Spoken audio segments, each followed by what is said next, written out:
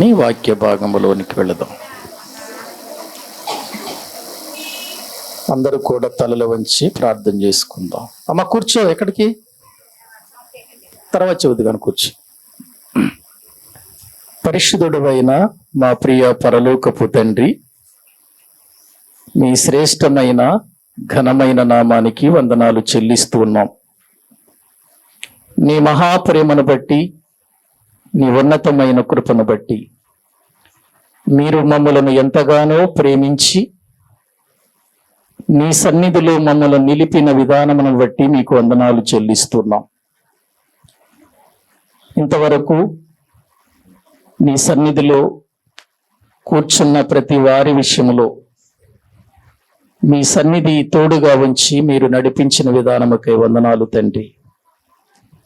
మరలా తిరిగి మీ వాక్యము దగ్గరకు వస్తుండగా సమయోచితమైన మీ జ్ఞానమును, పరిశుద్ధాత్మ సహాయమును అనుగ్రహించి నీ మాటలను బోధించటానికి తగినటువంటి సహాయము మీ నుండి నాకు అనుగ్రహించి మేమందరము బలపడినట్లు నీ మాటల ద్వారా మమ్మలను బలపరచమని మీ కృపగలిగిన హస్తాలకు అప్పగించుకొనుచు యేసు క్రీస్తు ప్రభువు పేరిట ప్రార్థించి వేడుకుంటున్నాము తండ్రి, ఆమె. మంచిది, వాక్య భాగములోనికి వెళదాం. యూదా రాజులలో నుండి మనం హిజ్కియా అనే రాజును గురించి మాట్లాడుకుంటూ వస్తున్నాం. హిజ్కియా యూదా రాజ్యానికి రాజుగా పరిపాలనలోనికి వచ్చిన తర్వాత అతడు ఏం చేశాడో, ఎలా బ్రతికాడో దేవుని లేఖనాలలో నుండి ఇప్పటి వరకు కొన్ని సంగతులను మనము ధ్యానం చేశాం. అతడు ఎప్పుడైతే పరిపాలనలోనికి వచ్చాడో, పరిపాలనలోనికి వచ్చిన హిజ్కియా దేవుని కొరకు బ్రతకటం నేర్చుకున్నాడు. నేను రాజును అనే అతిశయం అతనిలో కనబడలేదు. నేను అధికారములో ఉన్నాను అనే గర్వం అతనిలో కనబడలేదు. అతని కోరికల్లా ఒకటే, దేవుని మందిరాన్ని బాగు చేయాలి, దేవుని ప్రజలను దేవుని మందిరానికి నడిపించాలి, ఆగిపోయిన ఆరాధనను మరలా ప్రారంభించాలి అనేటువంటి ఒక ఆలోచన కలిగిన వాడిగా అతడు రాజ్య పరిపాలన ప్రారంభించాడు. దేవుని యందు విశ్వాసం కలిగిన వాడిగా హిజ్కియా ఉన్నాడు. దేవునిని వెంబడించుటలో వెనుక తీయని వాడిగా హిజ్కియా కనబడుతున్నాడు. దేవునిని హత్తుకున్న వాడిగా కనబడుతున్నాడు.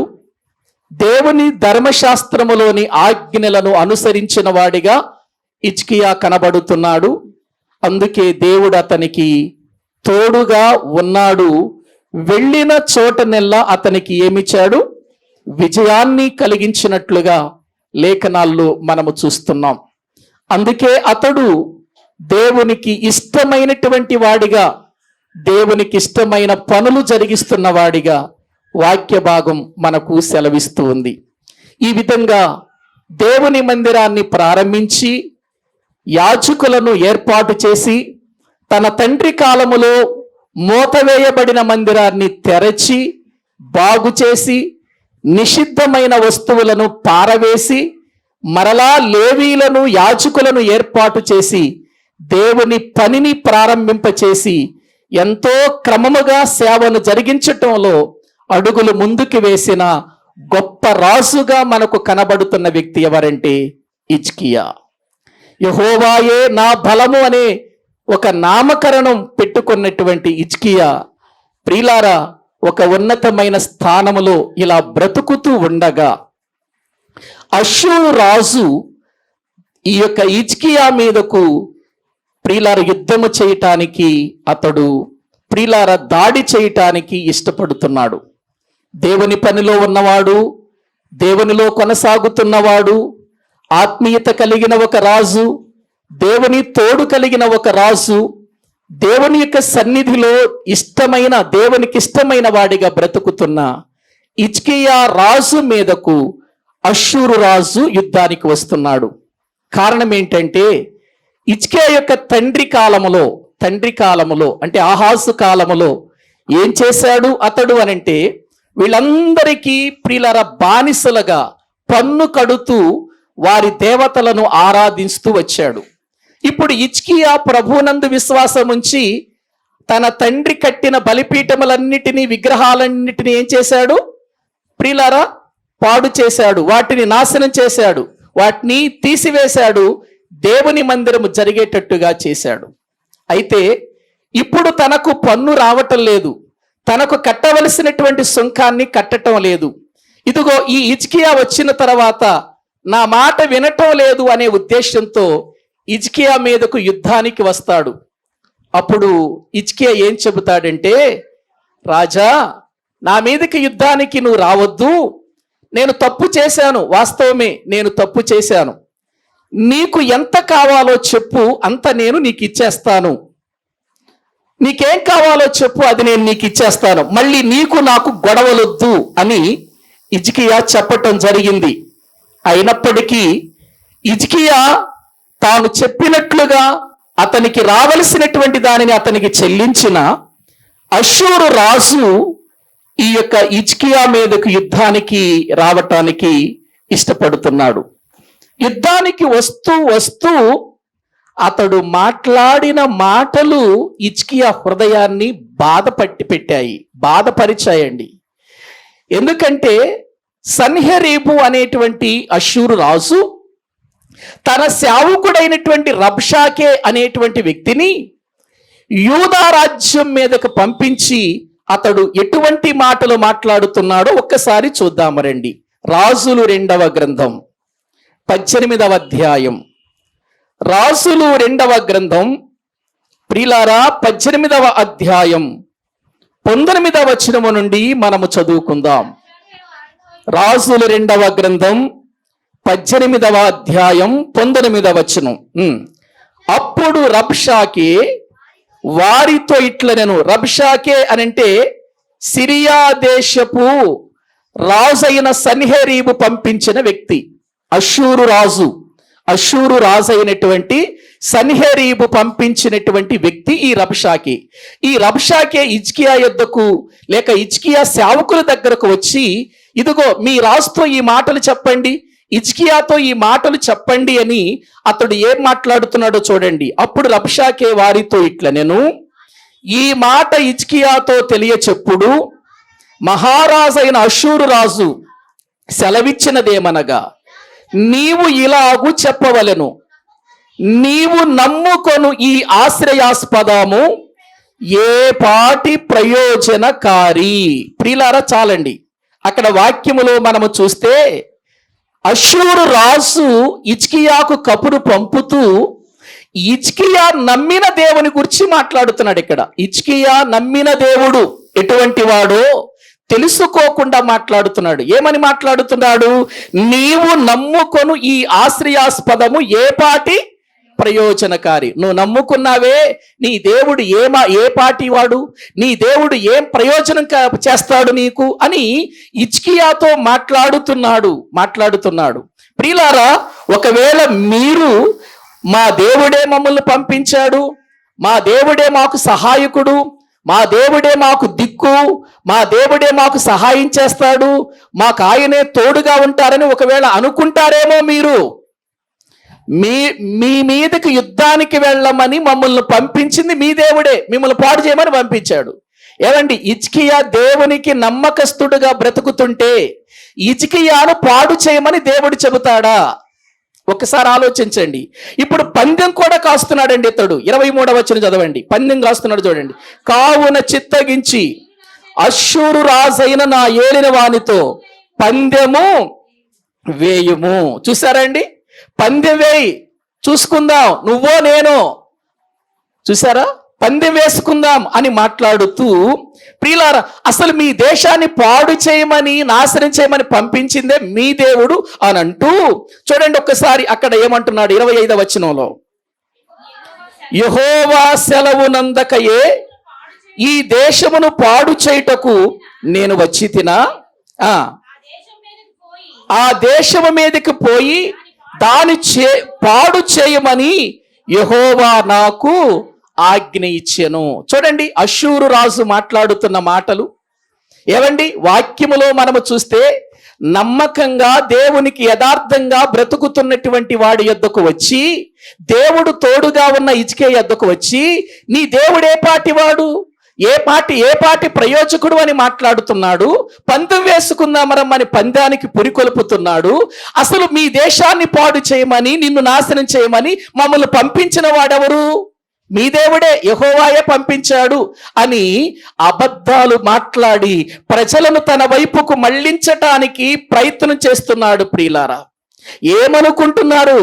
మిమ్మలను పెంట తినిపిస్తాను, మీ మలాన్ని తినిపిస్తాను, మీ మూత్రాన్ని తాగిస్తాను అని మాట్లాడుతున్నాడండి. కింద ఒకసారి 27వ వచనం చదవండి. రబ్షాకే, ఈ మాటలు చెప్పుటకై నా యజమానుడు నీ యజమానుని యొద్దకును నీ యొద్దకు నన్ను పంపెనా? తమ మలమును తినునట్లును తమ మూత్రమును తాగునట్లును మీతో కూడా ప్రాకారం మీద కూర్చున్న వారి యొద్దకును నన్ను పంపెను కదా. ప్రియులారా, మాట్లాడుతున్నాడు. మీ మలము మీరే తినునట్లు, మీ మూత్రం మీరే త్రాగాలని, ఇదిగో మీ దేవుడే పంపించేశాడు మీ మీదకి నన్ను అని హిజ్కియా మీదకు ప్రజలను రెచ్చగొడుతున్నాడు రబ్షాకే. అష్షూరు రాజు దగ్గర నుంచి వచ్చిన వాడు రెచ్చగొడితే ఏమంటాడంటే, మీరు హిజ్కియా చేత మోసపోకండి. 29వ వచనం చదవండి. హిజ్కియా చేత మోసపోకుడి, నా చేతిలో నుండి మిమ్మును విడిపింప శక్తి వానికి చాలదు. యెహోవాను బట్టి మిమ్మును నమ్మించి యెహోవా మనలను విడిపించును. ఈ పట్టణము అష్షూరు రాజు చేతిలో చిక్కకపోవునని హిజ్కియా చెప్పుచున్నాడే. హిజ్కియా చెప్పిన మాట మీరు అంగీకరింపవద్దు.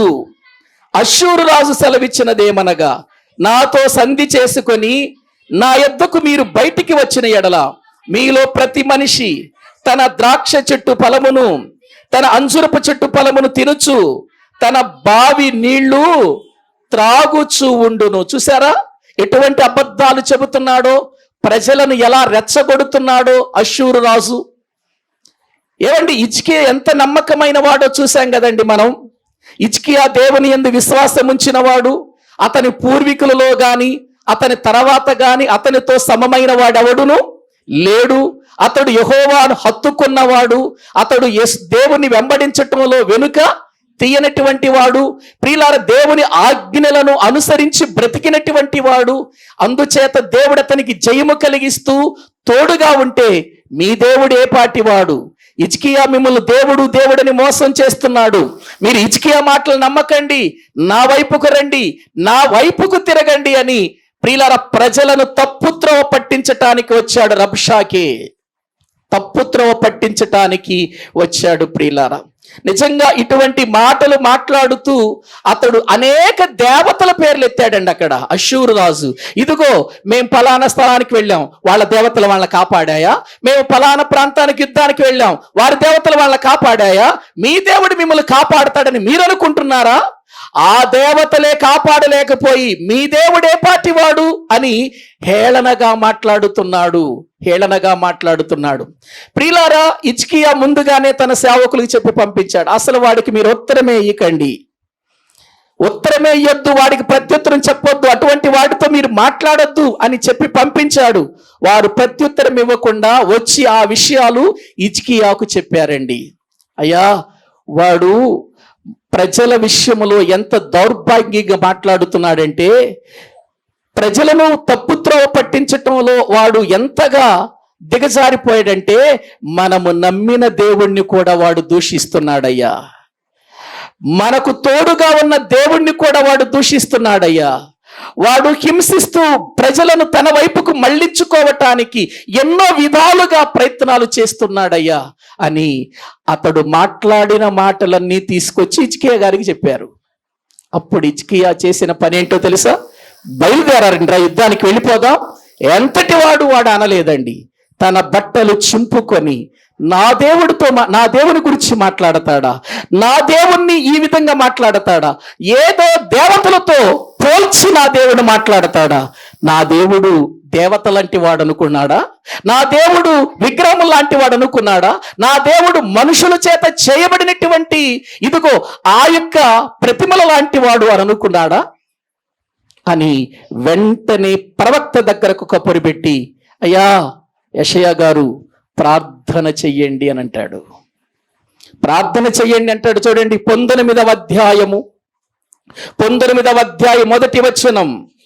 హిజ్కియా విని తన బట్టలు చింపుకొని గోనె పట్ట కట్టుకొని యెహోవా మందిరమునకు పోయి గృహ నిర్వాహకుడగు ఎల్యాకీమును, శాస్త్రి షబ్రాను, యాజకులలో పెద్దలను, ఆమోసు కుమారుడైన ప్రవక్తయునైన యెషయా యొద్దకు పంపెను. అంటే హిజ్కియా కాలములో ప్రవక్తగా ఎవరు పని చేస్తున్నారు చెప్పండి? యెషయా. అంటే ఇప్పుడు ఈ రాజును గూర్చి గాని, ఈ రాజు చేసిన కార్యాలను గూర్చి కూడా యెషయా వ్రాయటానికి కారణం ఏంటంటే, ఈ రాజు కాలములోనే యెషయా ప్రవచించాడు. అందుకే యెషయా ప్రియులారా, హిజ్కియాను గూర్చి దినవృత్తాంతాల గ్రంథములో వ్రాయబడింది 4 అధ్యాయాలలో, రాజుల గ్రంథములో 3 అధ్యాయాలు, యెషయా గ్రంథములో 4 అధ్యాయాలలో వ్రాయబడటానికి కారణం హిజ్కియా పక్షంగా దేవుడు ఎటువంటి కార్యాలు చేశాడో తెలియపరచటానికి. ఇప్పుడు హిజ్కియా తన జీవితంలో శ్రమ రాగానే ఎదుటివాడు దేవుని గురించి మాట్లాడుతుంటే యెషయా దగ్గరకు తన ప్రియులారా యాజకులను కొంతమందిని పంపించి, అయ్యా ఏం చేయమంటున్నాడు?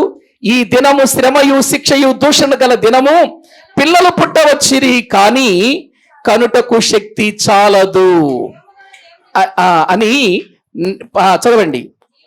జీవము గల దేవుని దూషించుటకై అష్షూరు రాజైన తన యజమానుని చేత పంపబడిన రబ్షాకే పలికిన మాటలన్నీయు నీ దేవుడైన యెహోవా ఒకవేళ ఆలకించి, నీ దేవుడైన యెహోవాకు వినబడి ఉన్న ఆ మాటలను బట్టి ఆయన అష్షూరు రాజును గద్దించునేమో, కాబట్టి నిలిచిన శేషము కొరకు నీవు హెచ్చుగా ప్రార్థన చేయుము. అంటే తనకు శ్రమ వచ్చినప్పుడు, తన మీదకు శిక్ష కలిగిన దినము వచ్చినప్పుడు, తన మీదకి బాధ కలిగినప్పుడు తొందరపడి యుద్ధానికి బయలుదేరటం లేదు ప్రియులారా. హిజ్కియా ఏం చేస్తున్నాడు?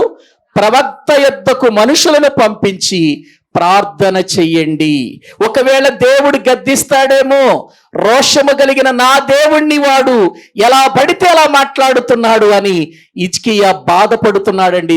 అతను అన్నందుకు బాధపడట్లేదు, ప్రజల దగ్గరకు వచ్చి ఎన్నెన్నో తప్పుడు మాటలు చెప్పినందుకు హిజ్కియా బాధపడటం లేదు, కానీ దేవుణ్ణి అన్నందుకు యెషయా ప్రియులారా హిజ్కియాకి ఏమొచ్చింది చెప్పండి? రోషం. ఏమండి, దావీదు జ్ఞాపకం రావట్లేదు మనకి ఇక్కడ? గొల్యాతు కొండ మీద నిలబడి దేవుని యొక్క ప్రియులారా నామాన్ని దూషిస్తూ ఉంటే తట్టుకోలేకపోయాడు బాలుడైన దావీదు. యుద్ధంలో తన అన్నలున్నారు, సౌలు రాజ్యాన్ని పరిపాలిస్తున్నాడు. గొల్యాతు ప్రతిదినము వచ్చి మాట్లాడుతూ ఉన్నప్పుడు తట్టుకోలేక ఏమన్నాడు తెలుసా? జీవము గల నా దేవుణ్ణి దూషించుటకు వీడెంతటి వాడు అని అన్నాడు. రోషం వచ్చింది. ప్రియులారా, రోషం రావాలి దేవుని విషయంలో. మనల్ని ఎవరైనా మనకు రోషం వచ్చింది, కానీ మనల్ని ఎవరైనా తిడితే, మన కుటుంబాన్ని ఎవరైనా తిడితే, మన భార్య పిల్లల్ని ఎవరైనా తిడితే మనకు రోషం వస్తుంది, కానీ దేవుణ్ణి ఎవరైనా తిడితే, దేవునికి వ్యతిరేకంగా ఎవరైనా మాట్లాడితే దేవుడే చూసుకుంటాడులేండి. రోషం రాదా నీకు? రోషం రాదా? దేవుని నామాన్ని ఎక్కడైనా ఎవడైనా అవమానపరుస్తుంటే రోషం రావాలి. ఒక క్రైస్తవుడికి రోషం రావాలండి. అక్కడేమో దేవుడే చూసుకుంటాడు. మరి నీ భార్యను ఎవరైనంటే, నీ పిల్లల్ని ఎవరైనంటే అది కూడా దేవుడే చూసుకుంటాడు అనొచ్చుగా. అక్కడ అనరు, అక్కడ రోషం వచ్చేస్తుంది. ఎందుకు నా భార్యను అన్నావు? ఎందుకు మా ఆయన్ని అన్నావు? ఎందుకు నా పిల్లల్ని అన్నావు? నీకేం పని అని మనం ముందుకెళ్తామండి. కానీ దేవుణ్ణి తిడుతూ ఉంటే, దేవుణ్ణి అవమానపరుస్తూ ఉంటే, దేవుని నామం మన కళ్ళ ఎదుట దూషించబడుతూ ఉంటే మనం రోషం లేకుండా ఉండటం సిగ్గుమాలిన చేటండి, సిగ్గుమాలిన చేటు. ప్రియులారా ఆలోచించండి. ఈ రోజున ప్రియులారా మీడియాలో దేవుని గూర్చి, దేవుని నామాన్ని గూర్చి, క్రీస్తును గూర్చి, బైబిల్ను గూర్చి ఎన్ని విధాలుగా మాట్లాడుతున్నారండి. ఎన్ని విధాలుగా మాట్లాడుతున్నారు తప్పుడుగా, ఎన్ని విధాలుగా మాట్లాడుతున్నారండి వక్రీకరించి. అటువంటి మూర్ఖులకు బుద్ధి చెప్పొద్దా? ఏమండి, అటువంటి వారికి సమాధానం చెప్పొద్దా? చెప్పాలి. రోషం రావాలి. మన దేవుడు జీవము కలిగిన వాడు. మన దేవుడు అందరూ అనుకున్నంత చిన్నవాడు కాదు. ఆయన అన్నప్పుడు మనకు రోషం రావాలి. వచ్చింది రోషం ఈయనకి. వచ్చి ఏం చేస్తున్నాడంటే, అయ్యా ఇదిగో ఒకవేళ దేవుడు అష్షూరు రాజు పలికించిన మాటలను బట్టి గద్దిస్తాడేమో, నువ్వు వెళ్ళి ప్రార్థన చెయ్యి అనంటూ ప్రియులారా ఉన్నాడండి. అప్పుడు ఏం జరిగింది అని వాక్యములో మనము చూస్తే యెషయా గారు చెప్పాడు, హిజ్కియా నువ్వేం బాధపడవద్దు, నువ్వేమి దిగులు పడవద్దు. ఇదిగో ఏ రాజైతే నిన్ను తిట్టాడో, ఏ రాజ్యమైతే నీ మీద వ్యతిరేకంగా మాట్లాడి మన దేవుణ్ణి దూషించాడో వాడిని ఎలా చెయ్యాలో అది దేవునికి బాగా తెలుసు. నువ్వేమి దిగులు పడొద్దు అని అక్కడ మాట్లాడుతున్నాడు. చూడండి, వాడు కత్తి చేత 6వ వచనం చదవండి. 6వ వచనం, యెషయా వారితో ఇట్లనెను, మీ యజమానునికి ఈ మాట తెలియచేయుడి, యెహోవా సెలవిచ్చినదేమనగా, అష్షూరు రాజు పనివారు నన్ను దూషింపగా నీవు వినిన మాటలకు భయపడవద్దు. అతనిలో ఒక ఆత్మను నేను పుట్టింతును, అతడు వదంతి విని తన దేశమునకు వెళ్ళిపోవును, తన దేశమందు కత్తి చేత అతన్ని కోల చేస్తాను, నీవేమీ భయపడవద్దు అని ఒక ఉత్తరము పంపిస్తాడండి వాళ్ళతో.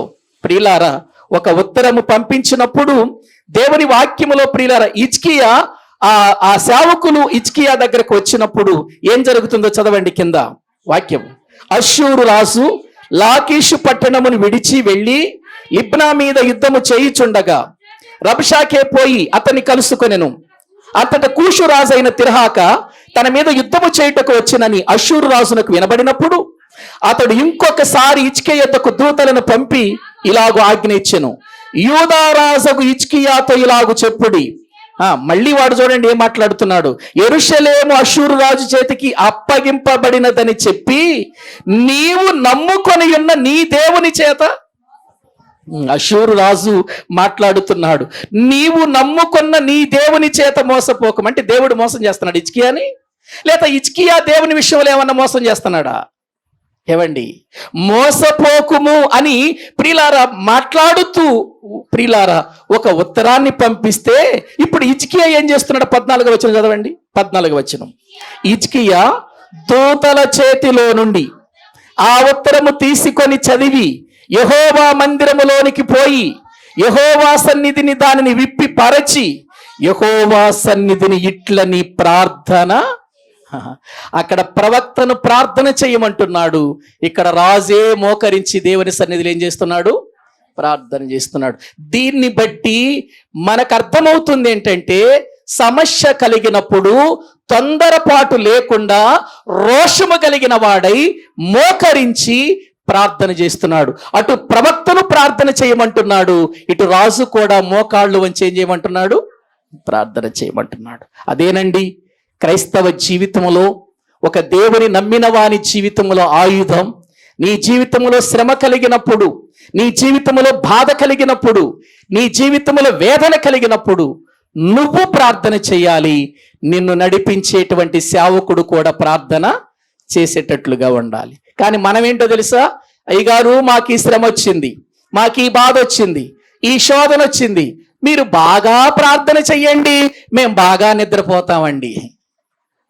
అదే కదా, మీరు ప్రార్థన చేయండి అయ్యగారు, ప్రార్థన చేయండి, బాగా ప్రార్థన చేయండి అయ్యగారు మీరు, మరి మేమేం చేయాలి? మీరు హాయిగా తిని హాయిగా టీవీల ముందు కూర్చొని హాయిగా ప్రియుల నిద్రపోవాలి. మీరు ప్రార్థన ఎవరిని చేయమంటారు? ప్రార్థన ఏమో అయ్యగారు చేయాలి, మరి మీరు ఇదా చేయాల్సింది. అయ్యగారిని ప్రార్థన చేయమంటున్నప్పుడు మనము కూడా మోకరించి కలిసి ఏం చేయాలి? ప్రార్థన చేయాలండి. అది ఒక విధానం. యెషయా ప్రవక్తను ప్రార్థన చేయమంటున్నాడు రాజు, రాజు కూడా మోకాళ్ళు ఏం చేస్తున్నాడు? ప్రార్థన చేస్తున్నాడు. మన మీదికి శ్రమ వచ్చిందని, బాధ వచ్చిందని ప్రార్థన చేస్తున్నాడు. ఎటువంటి ప్రార్థన చేశాడు తెలుసా అండి? దేవా, వీరు అన్యుల దేవతలను తీసుకొచ్చి వాళ్ళ దేవుళ్ళు వాళ్ళని రక్షించలేదు, వాళ్ళ దేవుళ్ళు ఉన్నా కూడా అగ్నిలో పడవేసినా వాళ్ళు ఏం చేయలేదు, మీ దేవుడు ఏం చేస్తాడని అంటున్నారేంటయ్యా? వాళ్ళు ఎటువంటి వారయ్యా? వాళ్ళతో పోలుస్తున్నారేంటయ్యా నిన్ను? నువ్వు జీవము కలిగిన వాడవి, నువ్వు శక్తిమంతుడవు, నువ్వు బలవంతుడవు, సకల సృష్టికి ఆధారమైన వాడవు, నీవు దేవతలతో పోలుస్తున్నారేంటయ్యా? అవి మనుషుల చేత చేయబడినవి కదా. 18వ వచనం నుండి చదవండి. వారి దేవతలను అగ్నిలో వేసినది నిజమే, ఆ రాజ్యముల దేవతలు నిజమైన దేవుళ్ళు కాక మనుషుల చేత చేయబడిన కర్రలు రాళ్లే గనుక వారు వారిని నిర్మూలము చేసిరి. యెహోవా మా దేవా, నీవే నిజముగా అద్వితీయ దేవుడైన యెహోవాను తెలుసుకొనున్నట్లుగా అతని చేతిలో నుండి మమ్మును ఏం చేయమంటున్నాడు? రక్షించుము అని వాక్యములో మనము చూస్తున్నాం ప్రియులారా. మళ్ళీ 20వ వచనం చదవండి. మళ్ళీ 20వ వచనం. అంతటా ఆమోసు కుమారుడైన యెషయా హిజ్కియా యొద్దకు ఈ వర్తమానం పంపెను.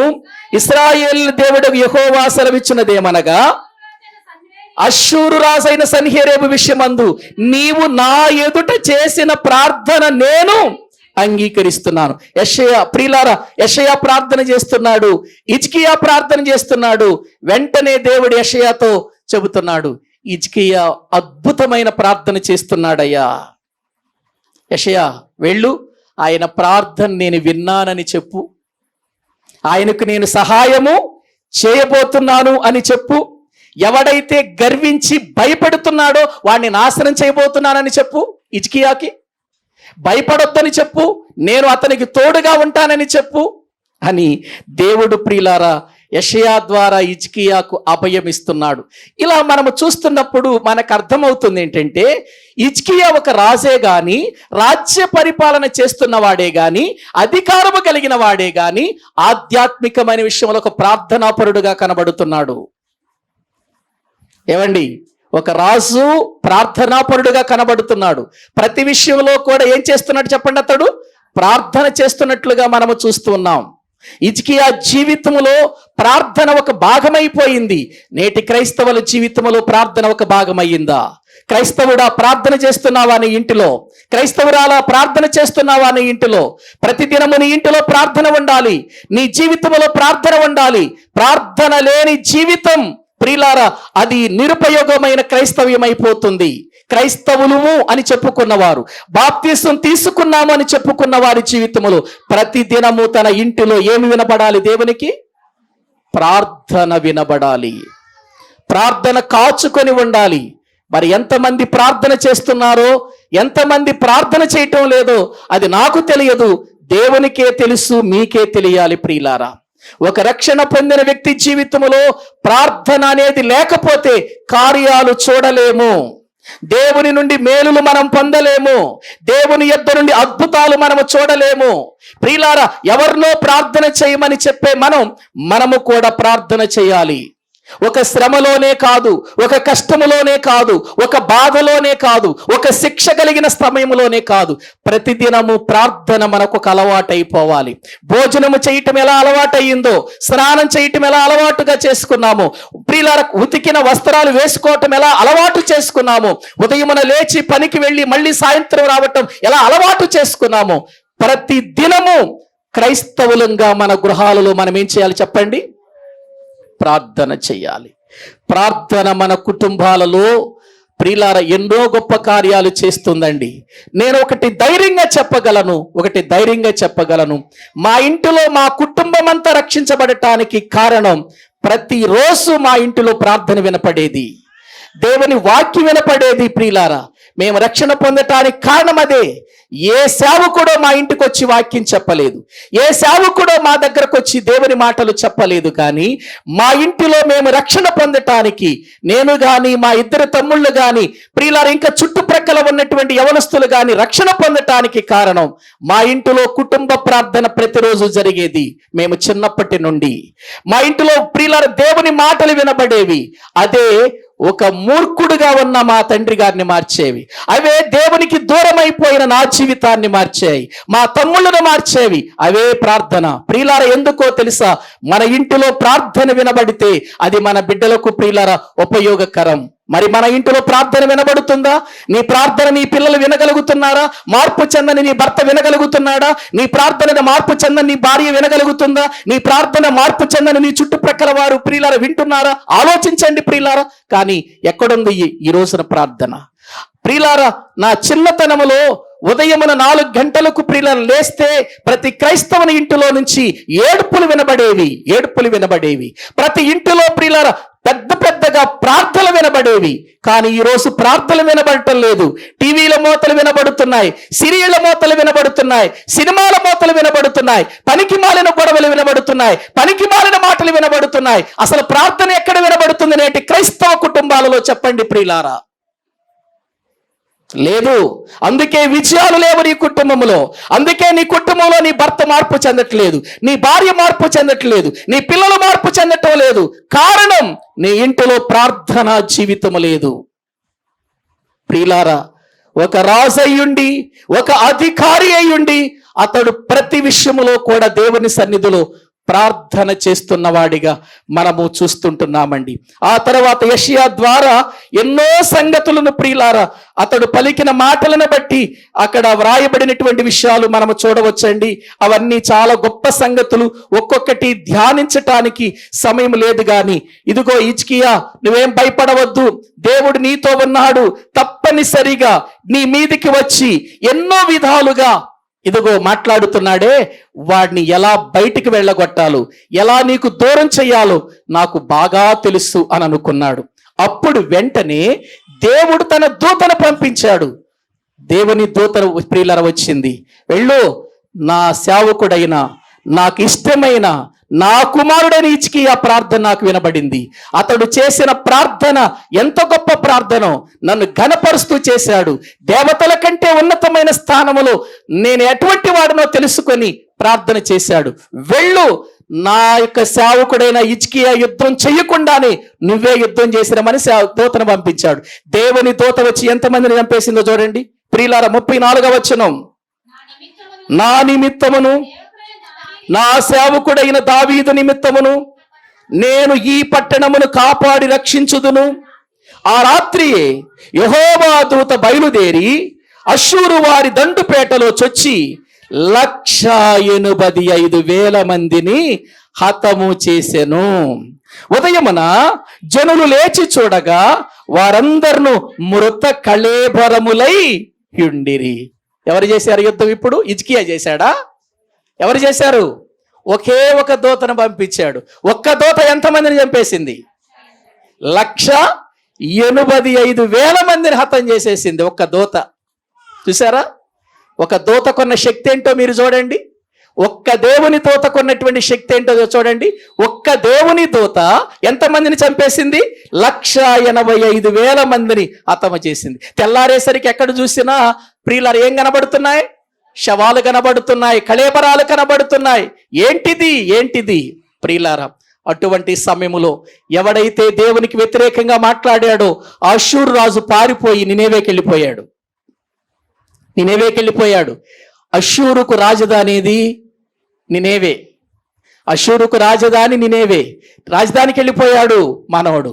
అక్కడికి వెళ్ళిన తర్వాత అతడు తన దేవతకు మొక్కుతున్నాడు. నిస్రోకు అనే దేవతకు మొక్కుతున్నాడు. మొక్కుతూ ఉండగా తన సొంత కొడుకులే వచ్చి తనను చంపేశారు. చూడండి 37వ వచనం. అతడు నిస్రోకు అను తన దేవత మందిరమందు మొక్కుచుండగా అతని కుమారులైన అద్రెమెలెకును షరేజరును ఖడ్గముతో అతన్ని చంపి అరారాతు దేశములోనికి తప్పించుకొని పోయిరి. అప్పుడు అతని కుమారుడైన ఏసర్హద్దోను అతనికి మారుగా రాజాయను. నీ దేవుడు ఏం చేయగలడు అన్నాడే. నీ దేవుడు ఏం చేయగలడు? నీ దేవుని చేత మోసపోకుము అని అన్నాడు. దేవుణ్ణి అన్యాయంగా మాట్లాడాడు. చూసారా ఏమైపోయాడు? తన కొడుకుల చేతిలోనే చావు వచ్చింది అతనికి. 180,000 మంది ఒక్కసారి చచ్చిపోయారు ప్రియులారా. దేవుడు తలచుకుంటే ఆ దేవుడు ఎటువంటి వాడు అర్థం చేయిస్తాడు ప్రియులారా. ఆలోచించండి. ఇదిగో ఆ ప్రాంతానికి వెళితే ఆ దేవతలు ఏమన్నా నిన్ను వాళ్ళని కాపాడాయా, ఈ దేవతలు కాపాడాయా అని ఎన్నెన్నో చెప్పాడు. అంతమంది దేవతలు వాళ్ళని కాపాడలేదు, కానీ మీ దేవుడేం కాపాడతాడు అని అనుకున్నాడు. కానీ వాళ్ళతో పోల్చాడు. వాళ్ళు కర్రతో చేయబడిన వారు, వారు రాతితో చేయబడిన వారు, మనుషుల చేతి పనులవి, అవి ఏమీ చేయలేవు. అవి దేవుడే చెప్పాడు. కాళ్ళుండి నడవలేవని, చేతులుండి ప్రియులారా అవి పని చెయ్యలేవని, ముక్కుండి వాసన చూడలేవని, నోరుండి మాట్లాడలేవని ప్రభువే చెప్పాడు కదండి. అటువంటివి ఏ సహాయము చెయ్యవు కదా. వాటిని నమ్ము వారందరూ వాటి వంటి వారై ఉన్నారు అంటాడు కదా 115వ కీర్తనలో. ప్రియులారా గమనించండి, దేవుని వాక్యములో అటువంటి వాడా మనం నమ్మిన దేవుడు? మనం నమ్మిన వాడు అటువంటి వాడండి? కాదండి. మన దేవుడు జీవము గల దేవుడు, సమస్తమును జరిగించిన దేవుడు. ప్రియులారా ఇప్పుడు ఆ దేవుడు తలుచుకున్నాడు. నువ్వు ఎంతసేపు మాట్లాడతాడో చూద్దాం. ఎంతకాలం మాట్లాడతాడు? నువ్వు మాట్లాడొద్దు హిజ్కియా, నువ్వు నా సన్నిధిలో ఎలా ఉన్నావో అలాగే ఉండు. ప్రియులారా హిజ్కియాకు రోషం వచ్చింది, ప్రార్థన చేశాడు. ప్రియులారా ఒకానొక దినం వచ్చింది, వాడి అంతం బయటకు వచ్చింది. వాడి అంతం జరిగిపోయింది. అష్షూరు రాజు అంతం ఎవరి చేతిలో? బయటోళ్ళ చేతిలో కాదు. ఏవండి, అతని కొడుకుల చేతిలోనే అతడు చనిపోయినట్లుగా సన్హెరీబు వాక్యములో మనము చూస్తూ ఉంటున్నాం. ప్రియులారా ప్రార్థన ఎంత బలమైందో ఒకసారి ఆలోచించండి. ప్రార్థన యొక్క శక్తి ఎంత బలమైందో ఆలోచించండి. నువ్వు యథార్థంగా ప్రార్థన చేస్తే, నువ్వు నీతిగా ఉండి ప్రార్థన చేస్తే, నువ్వు దేవునికి ఇష్టమైన ప్రార్థన చేస్తే, దేవుడు కోరిన విధానములో ప్రార్థన చేస్తే, దైవ చిత్తానుసారంగా నువ్వు ప్రార్థన చేస్తే, మనఃపూర్వకంగా ప్రార్థన చేస్తే, ఆ ప్రార్థన దేవుడు వింటే, దేవుడు ఆ ప్రార్థనకు ప్రియులారా ఎటువంటి జవాబిస్తాడంటే ఊహించని విధానములో జవాబిస్తాడు. ప్రియులారా మన సమస్యకు పరిష్కారం ఆయన సన్నిధిలో ప్రార్థించటమే. ప్రార్థించటంలో రోషం ఉండాలండి మనకు. నా దేవుణ్ణి అవమానపరుస్తున్నాడు, నా దేవుణ్ణి తిడుతున్నాడు, నా దేవుణ్ణి ఎంతగానో అనవసరంగా మాట్లాడుతున్నాడు అనుకున్న హిజ్కియా చేసిందేంటో తెలుసా? రోషము కలిగిన వాడై వెళ్ళి దేవుని సన్నిధిలో ఏదైతే ప్రియులర్ పంపించాడు ఆ ఉత్తరాన్ని విప్పి పరిచాడండి. ఎక్కడా? దేవుని సన్నిధిలో. దేవుని సన్నిధిలో అది విప్పి పరచి దాన్ని చూస్తూ దేవుని సన్నిధిలో ప్రార్థించాడు. ఆ ప్రార్థన దేవునికి నచ్చింది. ఆ ప్రార్థన వినబడింది. దేవునికి వినబడిందని యెషయా గారు చెప్పాడు. హిజ్కియా చేసిన ప్రార్థన శత్రువును భూమి మీద లేకుండా చేసింది. ప్రియులారా నీ శత్రువు, ప్రియులారా ఈ లోకములో ఒకడు కాదు, ఇద్దరు కాదు, ఒక గొప్ప సమూహమే ఉంది మనందరికీ శత్రువులు. అది దురాత్మల సమూహం. ఇది మనుషుల్లో పని చేయొచ్చు, మనుషుల్లో పనిచేసి మనల్ని తిట్టించవచ్చు, మనుషుల్లో పనిచేసి మనల్ని ప్రియుల అవమానపరచొచ్చు. ఎన్ని విధాలుగా చేసినా నీవు ఆ విషయాన్ని దేవుని దగ్గర విప్పి పరవాలి. నీ సమస్య ఏదో విప్పి పరవాలి, నీ బాధ ఏంటో విప్పి పరచాలి. ఆయన సన్నిధిలో పరిచి ప్రార్థన చేయి. హిజ్కియా లాగా దేవుడు హిజ్కియా యొక్క ప్రార్థన విని ఎంత గొప్ప కార్యం చేశాడు. హిజ్కియా ఏమి చెయ్యకుండాని దేవుడే ప్రియులారా తన శత్రువు తన ముందు లేకుండా చేసేశాడు. అదే మనం నేర్చుకోవలసింది. క్రైస్తవులారా, దేవుని పిల్లలారా, జీవితంలో మనం ఎన్నెన్నో చేయొచ్చేమో కానీ ప్రార్థనే పరిస్థితులను మార్చగలుగుతుంది.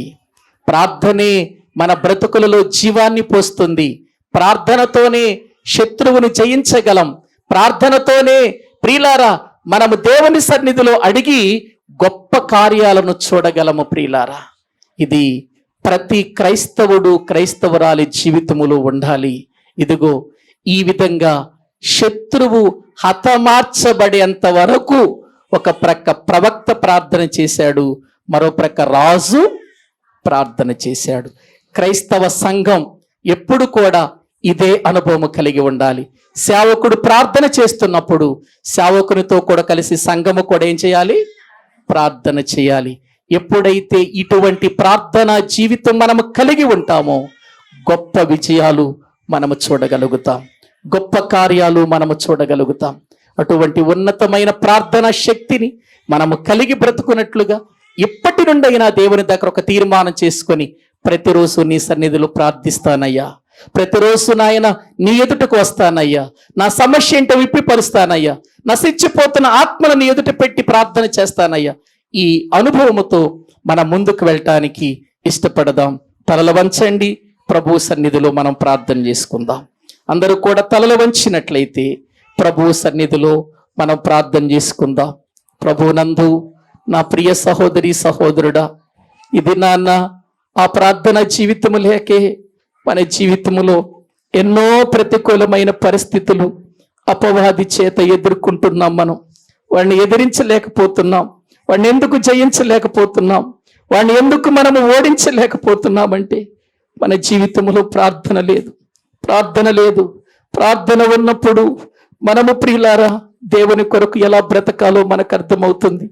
మనము నిజంగా హిజ్కియాలాగా మంచి మనసుతో ప్రార్థించినప్పుడు ఎప్పుడు ఏ కార్యం చేయాలో దేవునికి బాగా తెలుసు. ప్రియులారా, నీవు సమస్యలో ఉన్నప్పుడు ఏడుస్తున్నావేమో, బాధలో ఉన్నప్పుడు దుఃఖపడుతున్నావేమో, లేక నీ జీవితంలో ఏదైనా రోగం వచ్చినప్పుడు వేదన పొందుతున్నావేమో, అది కాదు కావలసింది. రోషము తెచ్చుకొని మోకరించు, ప్రార్థన చేయి. నీ సమస్య ఏదో ఆయన ఎదుట ఒప్పుకో, ఆయన ఎదుట చెప్పు, విప్పిపరచు ఆయన దగ్గర. అయ్యా, ఇది నా పరిస్థితి, ఇది నా జీవిత విధానం, ఇదిగో నాయన ఇది నా బ్రతుకు జీవితంలో ప్రభు నేను ఓడిపోతున్నటువంటి పరిస్థితి అని ఒక్కసారి విప్పి ఆయన దగ్గర పరువు ప్రభు సన్నిధిలో చెప్పు. ఆయన ఎంత గొప్పవాడో నువ్వు అర్థం చేసుకో, ఆయన ఎంత శక్తిమంతుడో నువ్వు అర్థం చేసుకో. ఆయన జీవము కలిగిన వాడిని మర్చిపోవద్దు, ఆయన అద్వితీయుడైన దేవుడిని మర్చిపోవద్దు, ఆయన సకలాన్ని సృజించిన వాడిని మర్చిపోవద్దు. ఆయన చేసే కార్యాలు మన చెవికి వినబడవు, మన కంటికి కనబడవు, హృదయానికి గోచరము కావు. ప్రియులారా, అటువంటి కార్యాలు చేయటానికి సిద్ధంగా ఉన్నాడు. మనము ఆయన సన్నిధిలో ఎలా ఉంటున్నాం? ప్రార్థన చేసేంత కాలం అవుతుంది, కన్నీరు కార్చి ఎంత కాలం అవుతుంది, నీ ఇంటిలో మోకరించి ఎంత కాలం అవుతుంది, నీవు నీ భార్య కలిసి మోకరించి ఎంత కాలం అవుతుంది, కుటుంబ ప్రార్థన పెట్టుకుని ఎంత కాలం అవుతుంది, ఒంటరిగా మోకరించి ప్రార్థన చేసి ఎంత కాలం అవుతుంది, నీ ఇంటిలో చాప వేసుకొని మోకరించి ప్రార్థన చేసి ఎంత కాలం అవుతుంది. అయ్యో, అది లేకపోవటాన్ని బట్టి ఈరోజు మన విజయాలు చూడలేకపోతున్నాం, అది లేకపోవటాన్ని బట్టే అపవాదిని మనం ఎదిరించలేకపోతున్నాం, అది లేకపోవటాన్ని బట్టే దేవుని కార్యాలు మన గృహాల్లో మనము చూడలేకపోతున్నాం.